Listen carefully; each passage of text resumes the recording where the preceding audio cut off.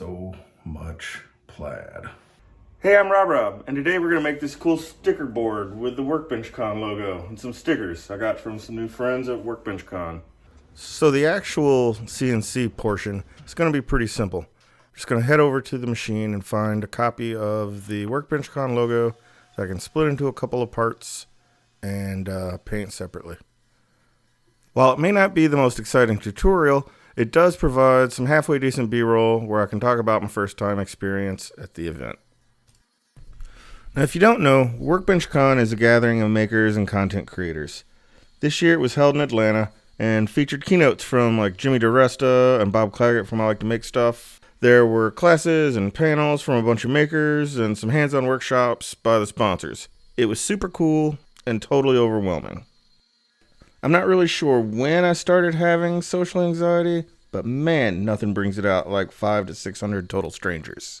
I'd gone by myself without any friends and literally kind of found myself standing in that auditorium, like staring at the cool kids table. Thankfully there were scheduled breaks and everything was on site at a pretty nice hotel.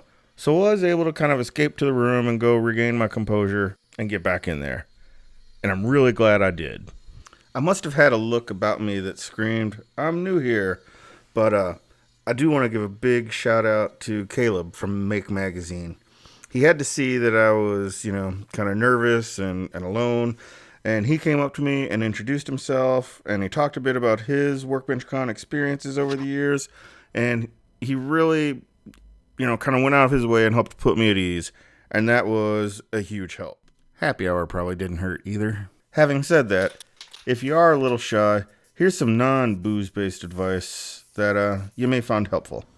First, everyone is there for the same reason.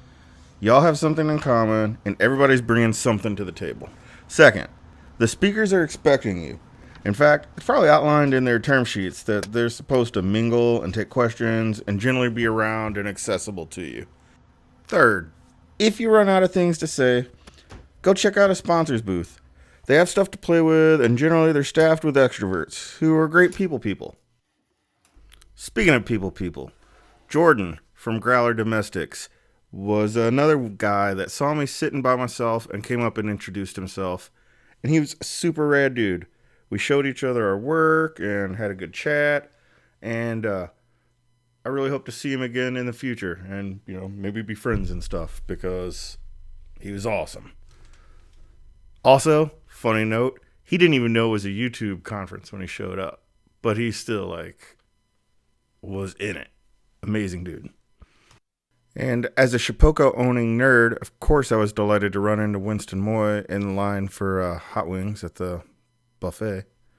And really, the list kind of goes on and on and on. Like, if they're a maker on YouTube, odds are I've probably watched one of their videos in the past year, and, they were all at Workbench Con. Fanboy networking aside, the classes were really cool too, with Jason Bent talking about some really good kind of tactical YouTube stuff. Adam from Lazy Guy DIY did a really good panel with some brands like Rockler and Total Control and Craig to talk about how, YouTubers can start to work with brands. And then finally Donovan from Once Upon a Workbench did a really awesome kind of choose your own adventure interactive video presentation that was super inspiring. Oh, by the way, the cool kids were in fact actually super cool and were super fun to hang out and chat with.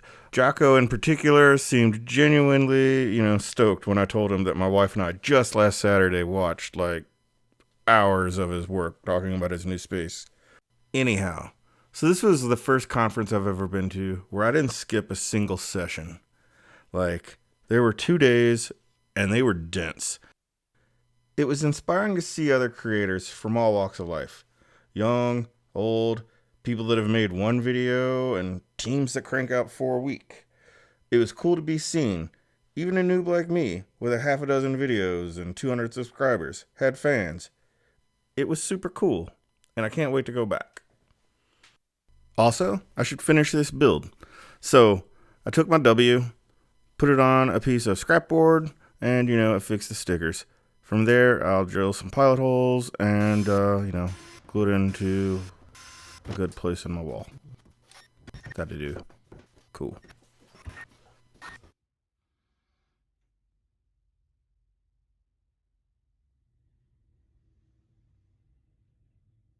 Thanks for checking this out. And if you want to see more maker content, like and subscribe. Hit the bell. Do the stuff. Thank you.